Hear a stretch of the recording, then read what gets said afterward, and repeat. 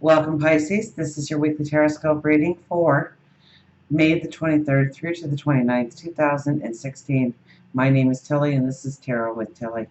And before we get to the energy of the cards, let me take a moment to thank you for your energy, your positive, supportive, loving energy you send my way each and every day. Thank you so, so much. Truly. Now, let's get to you. We start with the Four of Wands.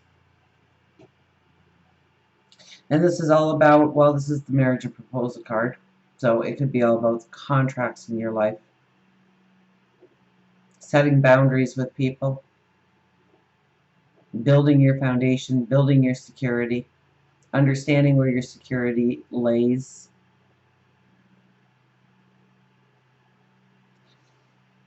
And I tell you, the next two cards kind of worry me because it's the Three of Swords and the Nine of Swords crossed over each other.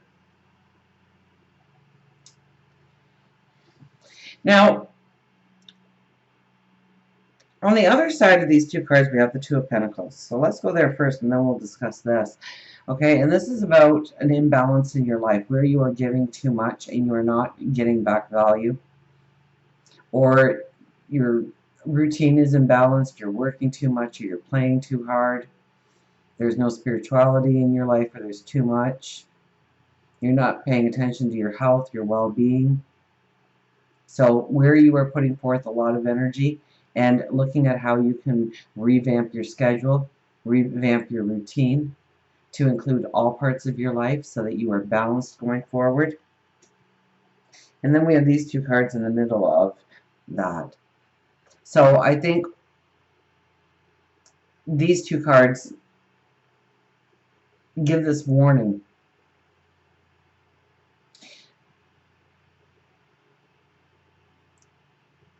It gives us warning of the things, that we worry about, that we think about the most, where it strips our ego, or not our ego even. It could strip our ego, absolutely. That's not what I wanted to say. Stripping our self-confidence, definitely. Making us feel like we can't go forward, making us feel like we can't move on. So it's realizing what walls, what barriers, what limitations we impose upon ourselves. That could very well be. And how it doesn't allow us the structure and the security.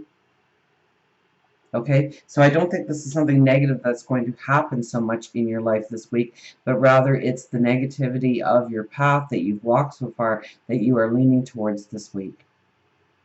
And so we can lean on those two things, that thing, in two separate ways. We could either have the pity party for ourselves, feel like we're depleted of energy, not try and even raise our vitality, stay in a very negative place, or we could turn towards the positive. We could build upon the wisdom we took away, trying to detach ourselves from the past regrets, the worries, the concerns, the things that we should have done or could have done, or we did and we shouldn't have, or maybe something we said or something we wanted to say and we didn't. And it's the regrets, it's the worries, it's the concerns, but there's a wisdom here. There's a wisdom in it on how to actually move forward with a balance. So I guess this is being brutally honest with ourselves this week of where we put too much energy and we don't get any return for it, whether it's our time or our love or our resources. And make sure that we are getting value for what we put into situations, that we are balanced going forward. So we're not working all the time and, not spending quality family time or time in spirituality, or, burning the candle at both ends. And so our health and our well-being will suffer. And we want to make sure that we don't have the regrets. And where we have the regrets, we make the action plan on how to put that regret in the past and release it and let it go. And know that we've learned from that. We've taken the wisdom from that to make our lives better, more empowered, and raise our self-confidence. So that's a very strong part of this week. We have the moon as the underlying energy, and this is finding that inner balance. So chakra meditations would be vitally important to you this week. Okay, CHAKRA Type it in the YouTube search bar. You'll get 1,001 videos. You'll have to go through a couple so it matches your personality, your time restraints.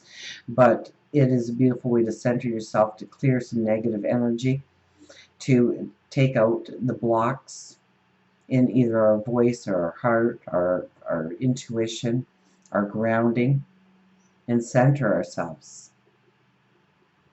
So this is an unconscious energy, so we have to bring that into the conscious and really work on it. The Ace of Wands is our overriding energy, so we are looking at new ways of bringing balance into our life. We are using the energy correctly, hopefully, here, and we are looking at how to bring in balance into our life. New growth experiences. Feeling grounded, feeling balanced, feeling secure. Five of Swords, it might be walking away from somebody this week. Somebody who is negative, somebody who pulls you down, drains you of your energy, makes you feel like you can't achieve.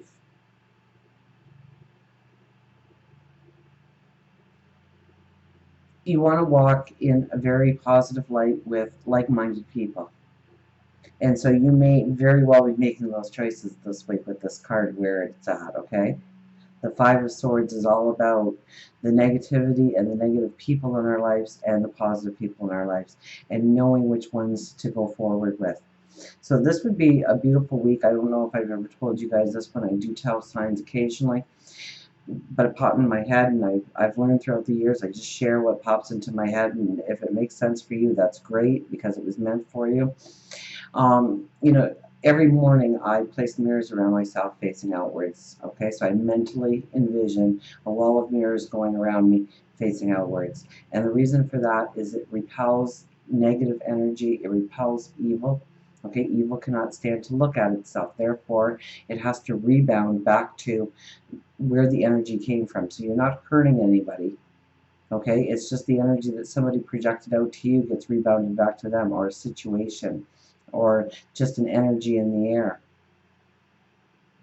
Getting caught up in some kind of energy that wasn't meant for you in the first place sometimes, because you're just in that area and you got the energy.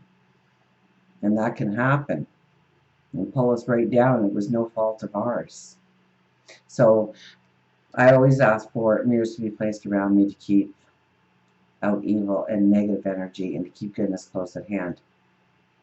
And because goodness attracts goodness, so when goodness sees itself in the mirror, it comes closer to you and it attracts more goodness into your life. And you will be amazed if you do that. Do it for 30 days. I'd love to hear from you after 30 days. You do it consistently every morning for 30 days. Imagine that wall of mirrors going around you and asking for the protection. And watch the people who just disappear out of your life. There's no arguments. There's not really a conversation even. It's just their energy pulls them elsewhere. And they just don't come into your circle anymore. They have a new route to work. They get a new job. They get new friends. They join a different group. They go a different way. And watch the people that get closer to you over those 30 days. And you'll be amazed at the change in energy around you. Five of Cups, and this is crying over spilt milk. This is attaching ourselves to our regrets rather than where we can go forward, turning our energy into positive. It's vitally important that you take the time to do affirmations every morning, to think positive, to yell stop to your brain when it starts doing the negatives and starts tearing you up and ripping you apart. Don't allow yourself to do that to you this week. Don't undermine yourself this week. Okay, think positive thoughts. Okay, crying over spilled milk. You can't change yesterday, so let's move forward. As we go into the weekend and next week, we have the Seven of Cups, which is prioritizing by putting your energy into the right places. So if we use this energy correctly this week, going into next week, going into this weekend, we will feel the empowerment, or we will know exactly what needs to go on the back burner, what needs to be delegated out in obligations and responsibilities, so that we have the time and energy to prioritize what is truly important and our energy put into the right places. It's coupled with the Queen of Cups and the Two of Wands, Beautiful cards. It's really, you know, this is where you're being pulled into a certain area of your life. And it's through love, it's through compassion. It's through centering yourself with love as the middle of your goal. That your actions are attached to love. Love for another person, love for the situation, love for the dream, love for yourself. For love and relationships, we have the Page of Cups. What a beautiful card. Okay, because this could be somebody new coming into your life with the Page of Cups. Absolutely. You're feeling the romance. You're feeling the love. You're an expression of love this week. So there is a beauty, there's a rainbow over you. I mean, if you are looking for love to enter your life, this is a beautiful week for it, because somebody could come in and really give you the security going forward. Okay, so it's not a fly-by-night, it's not a couple of day relationship, it's long term. It's there for your path forward. If you're in a relationship, it's new beginnings within the relationship, growing, you know, the sparkle and the passion, the romance. Okay, so try and lean towards doing that within the relationship this week, rather than having the conversations and getting deep about where you want to go. Enjoy the sensuality, the passion, the alone time of just the two of you, and nothing but else but the stars, and maybe a small campfire, a bottle of wine, or some soda water. Enjoy each other. Allow the magic to come forth within the relationship.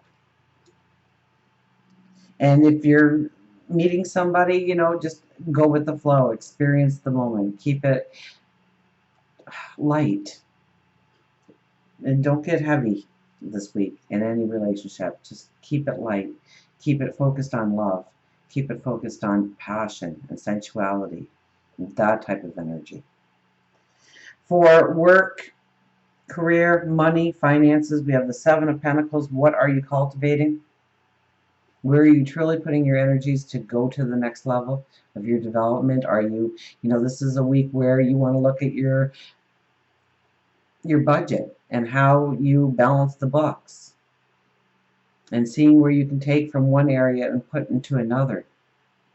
Okay, maybe you're overpaying on insurance, or maybe you can sneak an extra $10 a week away so that you have something for a beautiful vacation or a big gift for the house or the family. So what are you cultivating? Maybe you need to go to school. Maybe you need to learn something or hone an ability, strengthen an ability to really go forward in a passion or a dream. So what are you cultivating? What are you doing today to change your tomorrow, to walk into the tomorrow that you want when it comes to career and finances? So until we meet again, remember, I do love you.